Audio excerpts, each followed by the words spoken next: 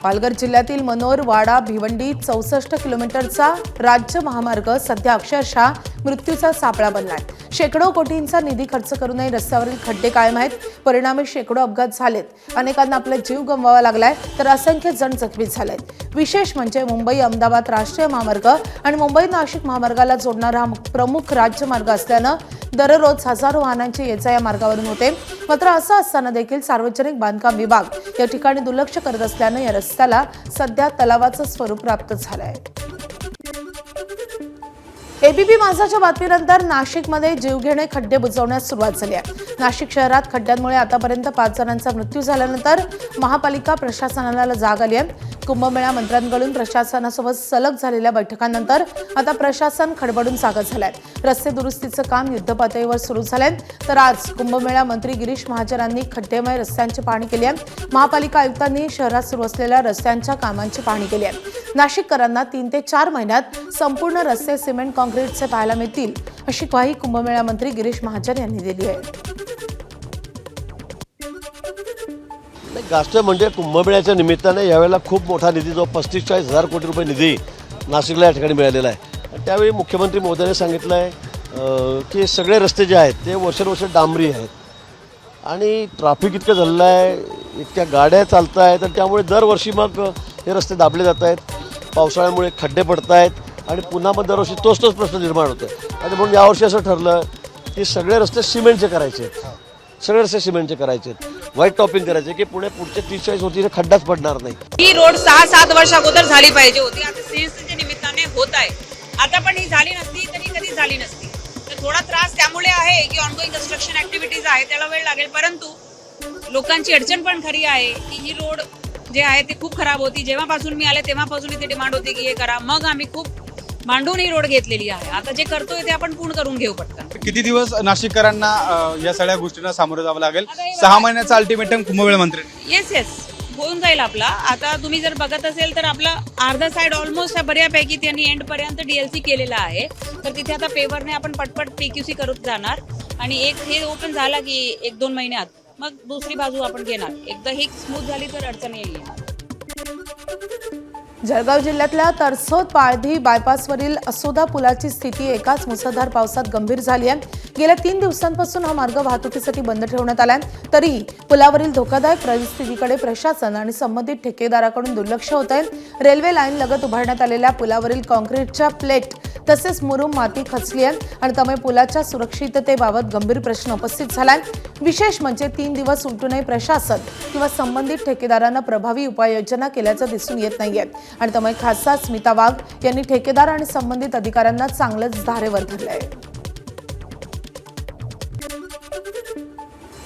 त्यावेळेला आपले एनएचचे सगळे अधिकारी माझ्यासोबत होते। एक गोष्टीचं आम्ही त्या ठिकाणी कॅल्क्युलेशन केलं होतं की ह्या ठिकाणी अशी परिस्थिती होऊ शकते। सरळ दिसते की खडी दिसते, तिथं पेपर्स लावलेले दिसत आहेत, तर त्याच्यामध्ये आम्ही दुरुस्त करून टाकू।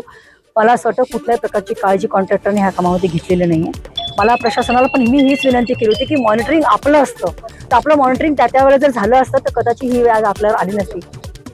1 साल का बात नहीं है, बात है ये पानी स्टॉक रेलवे लाइन होने के चलते पानी इधर जा नहीं पाया, पास नहीं हो पाया, तो पानी जमने के चलते ये प्रॉब्लम आई है। वो भी खाली 20 से 30 मीटर में आया है। तो देखते हुए क्या था, लेकिन ट्रैक के पास जो पानी नया रेलवे ट्रैक जो डाल दिया है ना, उसके चलते आगे भी इसने एग्रीगेट स्टॉप कर दिया, चारों तरफ से बंद हो गया, जिसके चलते दिक्कत है। कल मशीन उतार के हमने कोशिश किया उस पानी को निकालने के लिए, और जो भी ऑडिट टीम आके जो भी गाइडलाइन देगी। भिवंडीतील कोहिनूर दुर्घटना प्रकरणी पोलीस तपासाला आता वेग आलाय। या प्रकरणात इमारतीतील रहिवासी अमृतलाल निषाद याला अटक झाली आहे। त्याला 5 ऑगस्टपर्यंत पोलीस कोठडी सुनावण्यात आली आहे। तपासादरम्यान जमीन मालक तसंच बिल्डर बिलाल अहमद खान याचा भागीदार दानिश शेखचाही सहभाग असल्याचं समोर आलंय। त्यानंतर पोलिसांनी त्याच्या विरोधातही गुन्हा दाखल केलाय। दरम्यान आतापर्यंत या प्रकरणी 4 आरोपींना अटक करण्यात आली आहे, तर बिलाल अहमद खान आणि त्याचा भागीदार दानिश शेख हे अद्याप फरार असून त्यांच्या अटकेसाठी पोलिसांची विशेष पथकं शोध मोहीम राबवत आहेत। चीनसह इतर देशातून होणाऱ्या द्राक्ष आणि बेदाण्याच्या आयातीविरोधात आज सांगली द्राक्ष बागायतदार संघाकडून जिल्हाधिकारी कार्यालयावर मोर्चा काढला जातोय। चीनमधून येणाऱ्या द्राक्षांवर 100% आयात शुल्क लावावं, बेकायदेशीर आयात रोखावी आणि आयात मालाची कठोर तपासणी करावी या प्रमुख मागण्या या मोर्चाद्वारे मांडल्या जातील. परदेशी आयातीमुळे देशांतर्गत बाजारभावावर परिणाम होत असून सांगली, तासगाव, नाशिक आणि सोलापूर परिसरातील द्राक्ष आणि बेदाणा उत्पादक अडचणीत आल्याचा दावा बागायतदार संघाने केलाय. मागील वर्षी चीनमधून सुमारे 3000 कंटेनर द्राक्ष भारतात आयात झाल्याचा दावाही करण्यात आलाय. सध्या चीनच्या द्राक्षांवर 30% आणि बेदाण्यावर 105% आयात शुल्क आहे. मात्र द्राक्षांवर 100% आयात शुल्क लावण्याची मागणी शेतकऱ्यांकडून केली जाते. मागण्या मान्य न झाल्यास दिल्लीतील जंतर मंतरवर आंदोलन करण्याचा इशाराही द्राक्ष बागायतदार संघाने दिला आहे.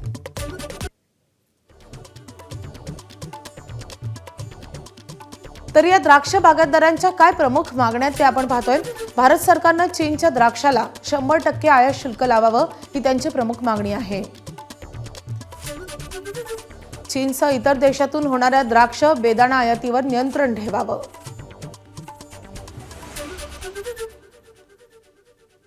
बेकायदेशीर आयात तातडीनं रोखावी.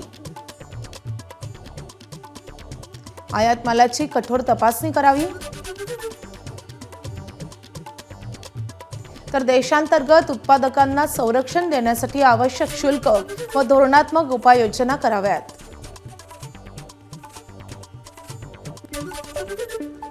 राज्य सरकारनं गाजावाजा करत जाहीर केलेली कर्जमुक्ती योजना ही प्रत्यक्षात शेतकऱ्यांची कर्जमुक्ती नसून त्यांच्याशी केलेली तडजोड असल्याचा घणाघाती आरोप शेतकरी नेते रविकांत तुपकर यांनी केलाय. सरकारच्या बड्या बाता आणि शेतकऱ्याच्या पाठीवर लाथा अशी सध्याची परिस्थिती असल्याची कडक टीकाही त्यांनी केली आहे. सरकारनं कर्जमुक्तीच्या नावाखाली मोठे फलक, जाहिराती आणि प्रसिद्धी केली. मात्र योजनेतील जाचक अटी आणि त्रुटींमुळे लाखो शेतकरी लाभापासून वंचित राहत आहेत आणि त्यामुळे ही योजना केवळ दिखाऊ असून शेतकऱ्यांची फसवणूक करणारी असल्याचा आरोपही त्यांनी केलाय. ऊस उत्पादक शेतकऱ्यांच्या प्रश्नावरही त्यांनी सरकारला धारेवर धरलंय. पुनर्विचार करावा आणि सरसकट 2 लाखापर्यंत कर्ज माफ करावं.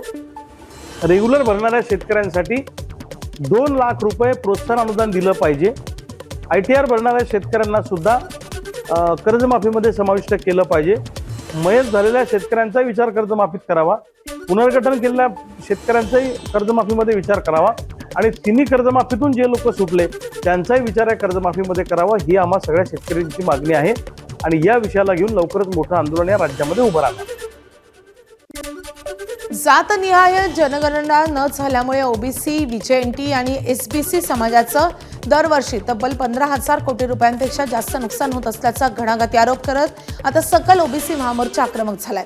केंद्र सरकारनं ओबीसींसाठी स्वतंत्र मंत्रालय निर्माण करावं आणि तातडीनं जातनिहाय जनगणना करावी या प्रमुख मागण्यांसाठी आज भंडाऱ्यातून 5वी मंडल जनगणना यात्रा निघणार आहे. विदर्भातील सर्व 11 जिल्ह्यांमध्ये फिरून ओबीसी समाजाला एकत्रित आणणं आणि सरकार विरोधात जनप्रबोधन करणं हा या यात्रेचा मुख्य उद्देश आहे. विदर्भातील 11 जिल्ह्यात फिरणारी ही यात्रा 9 ऑगस्ट रोजी चंद्रपूरमध्ये धडकणार असून भंडाऱ्यातून या यात्रेचा शुभारंभ होणार आहे. विशेष म्हणजे काँग्रेसचे नेते विजय वडेट्टीवार या यात्रेत सहभागी होणार आहेत. मात्र काँग्रेसचे ज्येष्ठ नेते नाना पटोले या यात्रेत सहभागी होणार नसल्यानं राजकीय वर्तुळात आणि ओबीसी बांधवांमध्ये जोरदार चर्चा रंगतेय. तर मंडल यात्रेच्या काय मागण्या आहेत तर ओबीसींची जातनिहाय जनगणना करावी, स्वतंत्र ओबीसी मंत्रालयाची निर्मिती करावी, ओबीसींना हक्काचं बजेट देऊन पूर्वीच्या सवलती द्याव्यात, किमान 500 ओबीसी विद्यार्थ्यांना परदेशी शिष्यवृत्ती मिळावी, शेतकऱ्यांसाठी स्वामीनाथन आयोग लागू करून योग्य हमी भाव द्यावा,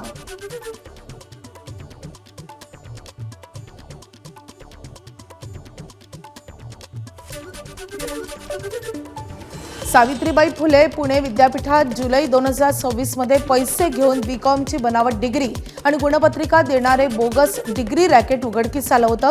दरम्यान पुणे विद्यापीठात झालेल्या बोगस डिग्री प्रकरणी अखिल भारतीय विद्यार्थी परिषदेचं आज आंदोलन होणार आहे. सकाळी 10 वाजता या आंदोलनाला सुरुवात होईल. अहिल्यानगर जिल्ह्यातल्या संगमनेरमध्ये पाकिस्तानी बनावटीच्या सौंदर्य प्रसाधनांची विक्री होत असल्याचा धक्कादायक प्रकार समोर आलाय. अन्न व औषध प्रशासनानं शहर पोलिसांच्या मदतीनं छापा टाकत सुमारे 14,000 रुपयांचा साठा जप्त केलाय. संबंधित दुकानदाराविरुद्ध गुन्हा दाखल झालेला आहे. संगमनेर शहरातील एका दुकानात पाकिस्तानात तयार होणारी गोरी ब्युटी क्रीम आणि गोरी डे अँड नाईट क्रीम विक्रीसाठी उपलब्ध असल्याची माहिती अन्न व औषध प्रशासनाला मिळालेली होती. त्यानुसार एफडीएनं संगमनेर शहर पोलिसांनी संयुक्त कारवाई करत या दुकानावर छापा टाकलाय. दिवसापूर्वीचाच हा विषय आहे. मेशो कंपनीने ऑनलाईन मध्ये गोरे, जी पाकिस्तानची कंपनी, गोरे कंपनीचे प्रोडक्ट ऑनलाईन दाखवले, त्यांच्याकडे अवेलेबल आहे. मग फक्त या खालच्या एजंटवर कारवाई करायची का या मेशो सारख्या ई कॉमर्स कंपनीवर पण सरकारने कारवाई करायची? हा देखील अतिशय महत्त्वाचा मुद्दा आहे. गृह विभागाने याच्याकडे अतिशय संवेदनशीलतेने भारताच्या सुरक्षितेच्या दृष्टीने सुद्धा पाहणं आवश्यक आहे. पाकिस्तानला मोठं करण्यासाठी आणि पाकिस्तानकडे आपल्याकडली पैसा पाकिस्तानात जाऊन तो जिहाद्यांकडे आणि दहशतवाद कृत्यांना वाढ करण्यासाठी वापरला जाऊ शकतो. तर आत्ताच त्याचे पाळेमुळे आणि नांगी ठेचण्याची अत्यंत गरज आहे. आपण पोलीस स्टेशन जर याच्यावरती गंभीर अशी दखल घेतली नाही, संगमनेर शहर शिवसेना व हिंदुत्ववादी कार्यकर्ते याच्या विरुद्ध येणाऱ्या काही दिवसांमध्ये मोठं आंदोलन छेडू शकतो. 2 प्रकारच्या ब्युटी क्रीम मिळाल्या. पहिल्या प्रकारामध्ये 14 आणि 2 16, दुसऱ्यामध्ये 6 असे एकूण 22 बाटल्या मिळाल्या. ते 22 बॉक्स आम्ही सॅम्पल सगळे कलेक्ट केले. त्यातले काही सॅम्पल्स मुली साहेबांनी पुढील तपासणीत आम्ही ताब्यात घेऊन गेलेले आहे आणि त्याच्यामध्ये आरोपी आहे. त्या आरोपीला देखील आपण तपास कामी टाकून घेतलेला आहे आणि त्याकडे पुढील चौकशी करत आहोत. त्यांनी माल कुठून आणला आणि काय केलं. SRA अर्थात स्लम रिहॅबिलिटेशन अथॉरिटी प्रकल्पग्रस्तांसाठी राखीव असलेल्या सदनिका नावावर करून देण्याचा आमिष दाखवत 47 जणांची तब्बल 5,57 लाख रुपयांची फसवणूक झाल्याचा धक्कादायक प्रकार समोर आलाय. या प्रकरणी विश्वनाथ जाधव, शैलेश काकण, रुपेश बेल्लेकर आणि अभिषेक गुज्जर यांच्या विरोधात गुन्हा दाखल झालाय. तक्रारीनुसार 2017 पासून आरोपींनी वांद्रे, सांताक्रूज, माटुंगा, अंधेरी आणि कांदिवली येथील SRA प्रकल्पग्रस्तांसाठी असलेल्या सदनिका मिळवून देण्याचं आश्वासन देत अनेकांकडून मोठ्या प्रमाणावर पैसे उकळले. या प्रकरणात विश्वनाथ जाधव यांच्यासह शैलेश काकण, रुपेश बेल्लेकर आणि अभिषेक गुज्जर यांच्या विरोधात गुन्हा दाखल झालेला आहे. पोलिसांकडून पुढील तपास सुरू आहे. तुमच्या खासगी वाहनावर पोलीस असं लिहिलेलं असेल तर ही बातमी तुमच्यासाठी आहे. कारण आता खासगी वाहनांवर पोलीस लिहिणं किंवा तशी पाटी लावणाऱ्यांवर लवकरच कारवाई होण्याची शक्यता आहे. वाहतूक विभागाचे अप्पर पोलीस महासंचालक कार्यालयानं राज्यातील सर्व पोलीस आयुक्त तसेच पोलीस अधीक्षकांना तसे आदेश दिलेत. पोलीस लिहिलेल्या खासगी गाड्यांची तपासणी होत नसल्यानं अवैध वस्तूंच्या वाहतुकीसाठी अशा गाड्यांचा वापर होण्याची भीती आहे आणि त्यामुळे खासगी वाहनांवर पोलीस लिहिलेलं असलं तर कारवाई होणार आहे. पुण्यातील मोहम्मदवाडी आणि परिसरातील भागात बेकायदेशीररित्या मॉडिफाय करून कर्णकर्कश आवाज करणाऱ्या बाईकवर पोलिसांनी कारवाई केली आहे. पोलिसांनी 18 जणांवर गुन्हा दाखल केला आहे. यात 15 बाईक्सवर आणि 3 गॅरेज मालकांचा समावेश आहे. कारवाईत पोलिसांनी 11 बाईक जप्त केल्यात. बाईकवर लावण्यात आलेले बेकायदेशीर सायलेन्सर नष्ट करण्यात आलेत. पुण्यातील काही भागात सायलेन्सरचा वापर करून फटाक्यांसारखे कानठळ्या बसवणारे आवाज काढत दहशत निर्माण केली जात होती. या प्रकरणी तक्रारी दाखल झाल्यानंतर पोलिसांनी कारवाई केली आहे. दिल्लीच्या जंतर मंतर येथील आंदोलनानं देशभर लक्ष वेधून घेतलं होतं. आता झारखंडची राजधानी रांची येथे सुरू असलेल्या विद्यार्थ्यांच्या आंदोलनाभोवती राजकीय हालचालींना वेग आलाय. JPSC आणि JSSC भरती परीक्षांवरील कथित अनियमिततेविरोधात धरणं आंदोलन करणाऱ्या विद्यार्थ्यांना आता काँग्रेस जनता पार्टीचा पाठिंबा मिळालाय. या पक्षाचे संस्थापक अभिजित दिपके यांनी आंदोलक विद्यार्थ्यांशी चर्चा केली असून SPJ झारखंडच्या विद्यार्थ्यांच्या पाठीशी खंबीरपणे उभी असून त्यांच्या मागण्यांचं समर्थन करत असल्याचं त्यांनी स्पष्ट केलं आहे.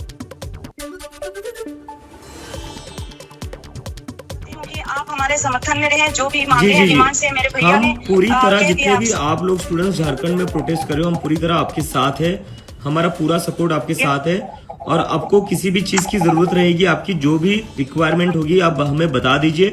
हम वो सारी चीजें करेंगे जो आपके आंदोलन को मजबूत कर सकती है और आपकी जितनी भी डिमांड्स है हम उन डिमांड्स का भी पूरा समर्थन करते हैं और हम हमारी तरफ से भी उन डिमांड्स को आगे रखेंगे. जी सर, बहुत बहुत धन्यवाद सर. एक और भाई हैं हमारे, बात रखेंगे आपको. हेलो सर, कैसे हैं? मैं यही नागरिकांच्या गोपनीयतेचं संरक्षण व खासगी तपास प्रक्रियेत जबाबदारी निश्चित करण्याच्या दृष्टीनं महत्त्वपूर्ण निरीक्षण नोंदवत सर्वोच्च न्यायालयानं केंद्र सरकार आणि विधी आयोगाला खासगी गुप्तहेर संस्थांचं नियमन करणारा सर्वसमावेशक कायदा करण्याची शिफारस केली आहे.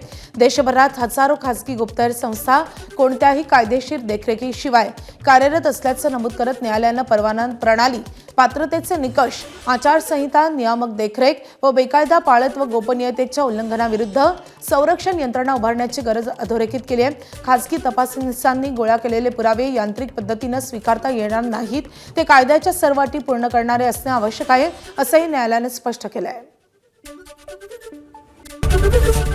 एबीपी माझा, उघडा डोळे बघा नीट.